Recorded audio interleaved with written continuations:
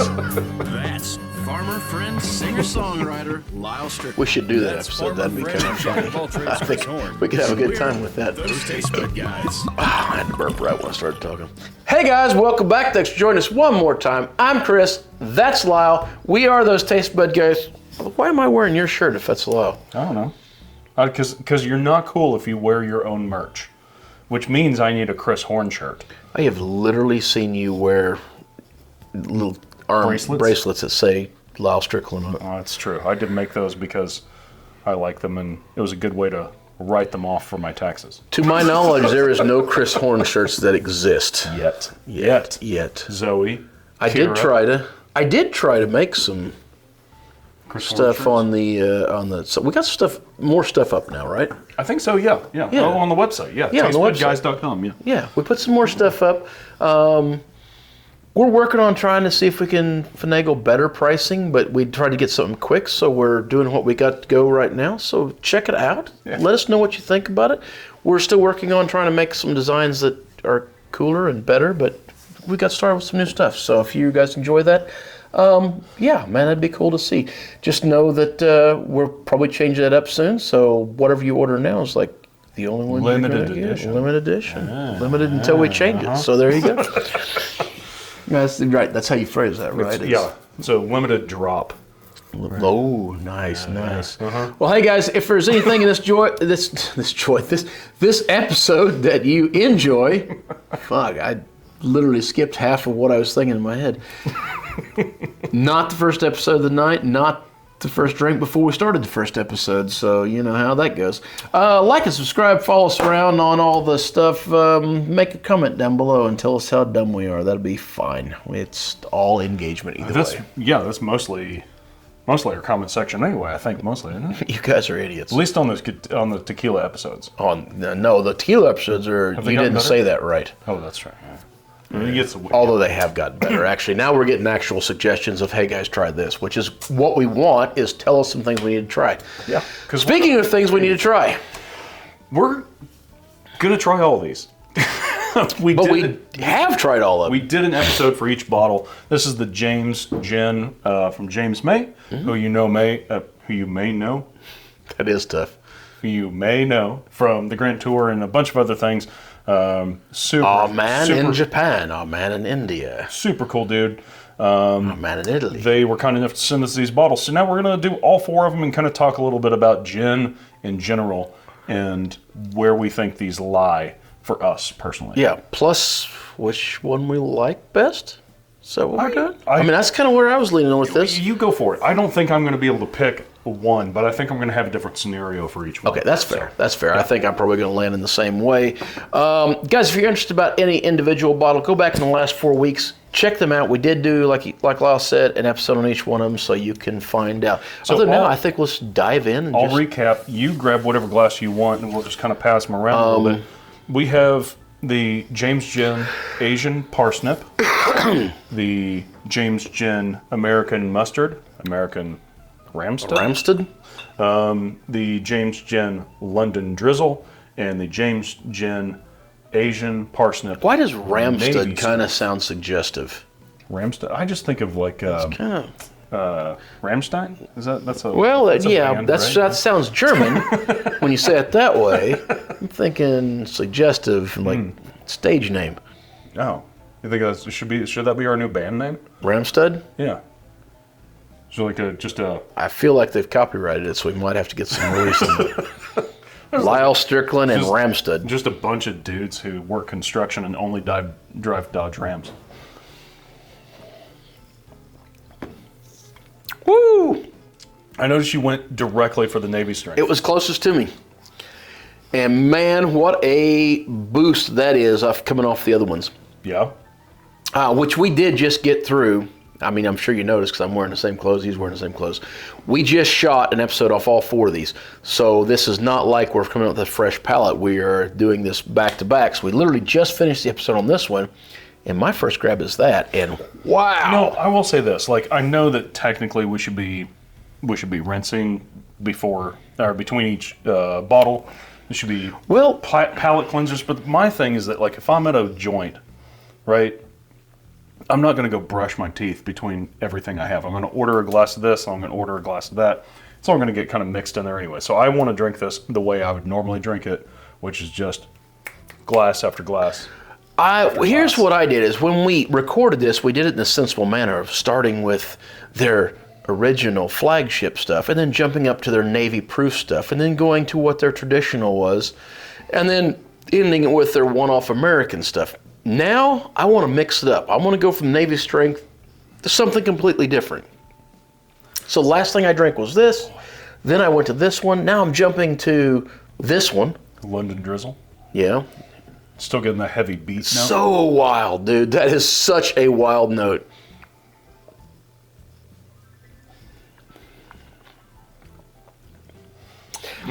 I will say this about that one. It has improved my opinion of beets. Oh, you see, I love beets. So I was like right on there to begin. I was like, oh, this is great. It tastes like pickled beets, like a pickled beet salad with some feta.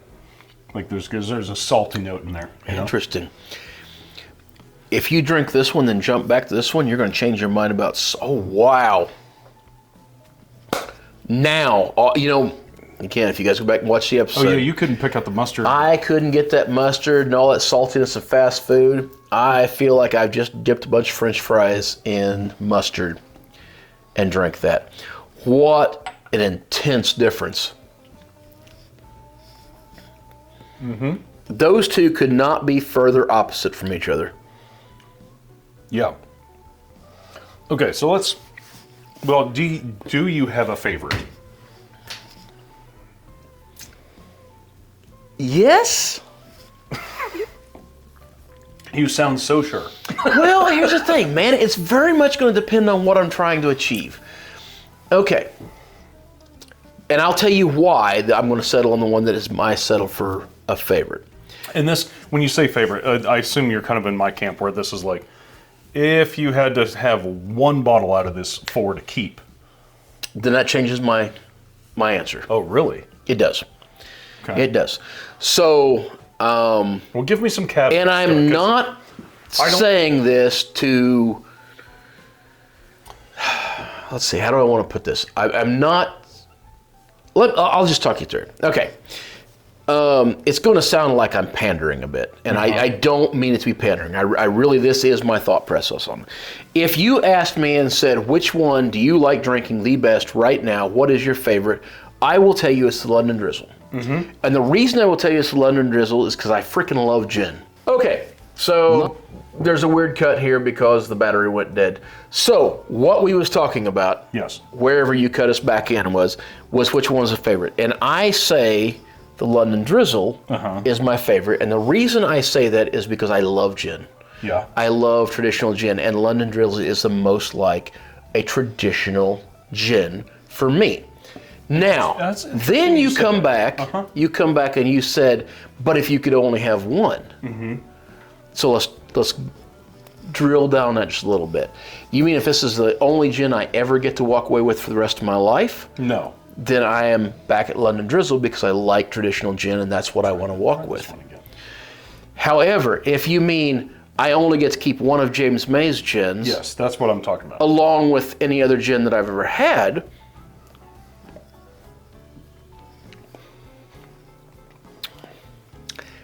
Then I am at the Ramsted. Gosh dang it, what is it? Ramstud. Gosh, my God, James, could you not made a better anagram than that? That is. Wait, you could have put Damster. Isn't anagram the like across Damrust poems? You could put Damrust on there. Which would have been way more American. Damrust, yeah. Damrust. Yeah. Well, at least Midwestern. Yeah, you could put Damn Yankees on I there. love that every truck, every vehicle that comes up to the Ozarks has a set of balls under the back hitch. Yeah, but but they also has a thing that says Texas truck rust free. That's like, man, that's a whole selling That's because of a mountain range and a lot of salt. Just like everything is just like, oh, it didn't come from the Ozarks, so it's rust free. Yeah. Anyways, okay, so I would choose as my alternate to other gins The Ramstead. Okay. And the reason I would do that is because I really think it's a unique flavor that I enjoy and I really, really like. I think it's different than the other ones. My third choice, because of its smoothness and still having some really talkable points, is the Navy Strength. And my fourth choice is actually this one, even though at the end of the day, I suspect... Which that's the Asian parsnip. Asian parsnip, which I suspect if we was to sit down and just start having glasses and chatting, this is the one we would sit and drink the most of at any one time and have the longest conversation about. Yeah. So, there you go. That's where I land on them. What's your thoughts? Well, if I had to pick one that I was just going to take and I was going to drink, right? Which is how I like to qualify most Drink things. as in you get no other gins, or drink as in it's the only gin that James May made? If I get no other gins or very few gins, let's say, then I'm going Navy Strength.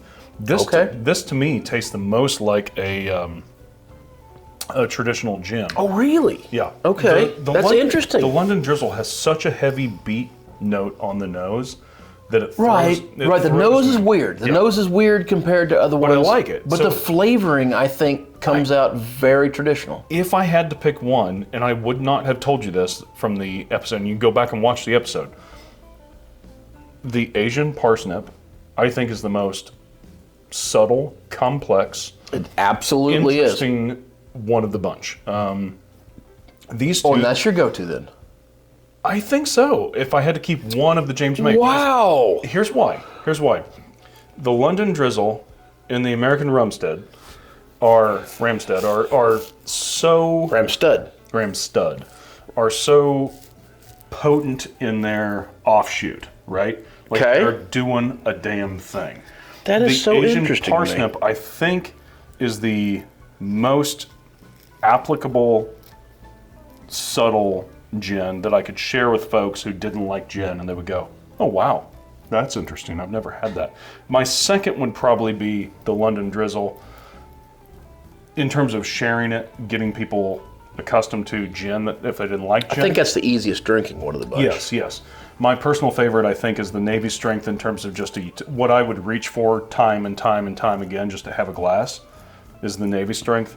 The mustard one is, I think, like such an interesting offshoot that it's for me, it's, if you like different stuff, hey, try this one. Okay, so for me it's 1, 2, 3, 4. What is it for you? Personally, Yeah. it's 1, 2. I mean, these are a toss-up for me. So that's interesting to me. And the reason it's interesting to me, because drinking with you Yeah. a lot, I think I would have, if you said, hey, pick the one I'm going to like the best, I absolutely would have said this one. Yeah. But I would have said this one based solely upon ABV. Yes. All right? The reality was, if all of them is the same, I'd have picked this one as the one that you would have said, hey, this is the one I chose to be my favorite. I definitely think this is the last one I picked for you. Well, and I'm shocked. I'm actually shocked. I mean, I'm telling you, go back and watch the episode of this, and I absolutely, the whole time was like, I don't know if I like this or hate it. Yeah, I know, you did. You went back and forth, back and forth, back and forth. But Totally agree. I think it's the most balanced, even-keeled, comparatively to the others. I think that's where I'd land. Yeah. I like all of them, don't get me wrong. I will say this for James Gin. If you don't like gin, you need to rethink it.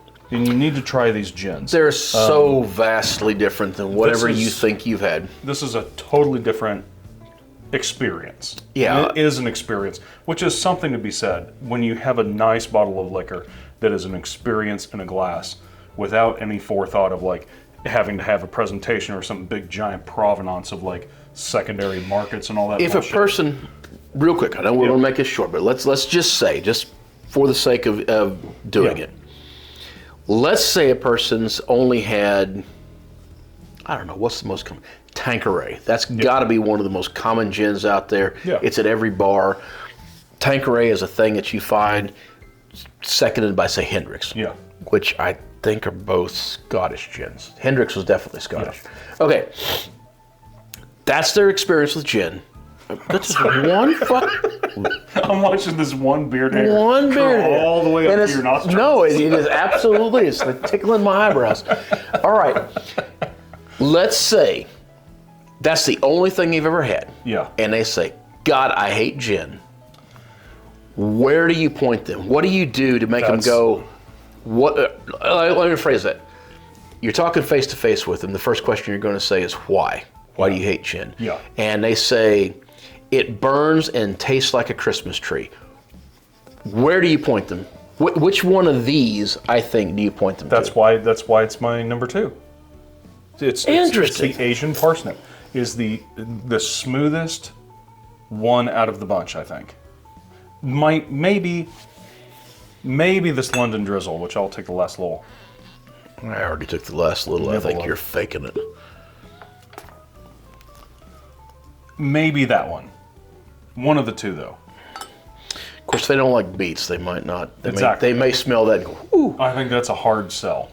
You know. I didn't think I liked beets, but now I'm like craving beets. But I think it's one of these two. But I think I'd lean Asian parsnip. Okay, pour you a glass of Asian parsnip then. Oh boy, it's empty, isn't it? Yeah, I made sure of it. Okay. Oh, I missed one actually. Okay. Anything else you want to say about this batch of James Gin? Yes. Okay.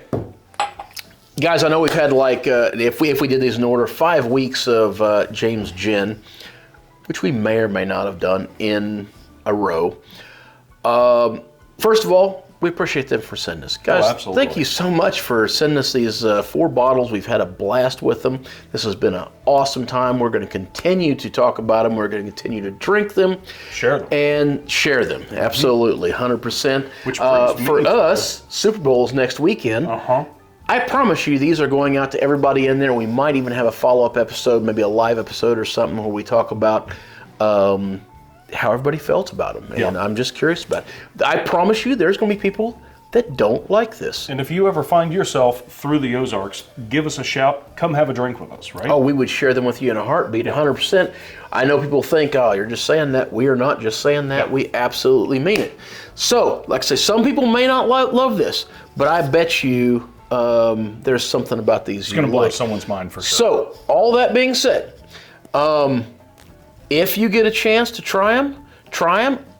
They're probably going to be hard to find, so ask for them. Yes. Get them in your local area, and the only way to do that is to say, hey, I need these, I want to see them, I want to try them. That's going to get them out there.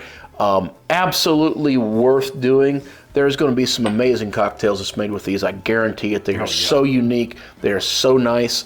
I'm not just saying that because I'm a fan of James May. I'm not just saying that because they give them to us. But I'm saying that a little bit because of that. But not just though.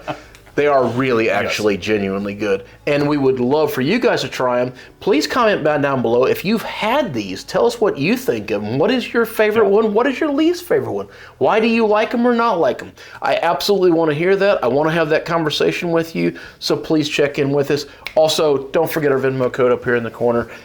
It would mean the world to us if you guys would bought us a beer or help us out with a bottle of whiskey for another episode. Absolutely. Until next time. Whether it be the gins you are having, that's kind of like, in Utah, that could be a whole different thing. Oh, I screwed him up. The food you're eating. Clothes you're wearing. The people you're meeting. Or in Utah, what's that mean? I was gonna say, what's that mean in Utah? Grab a buddy and try something new. If you're in Utah, send us a comment.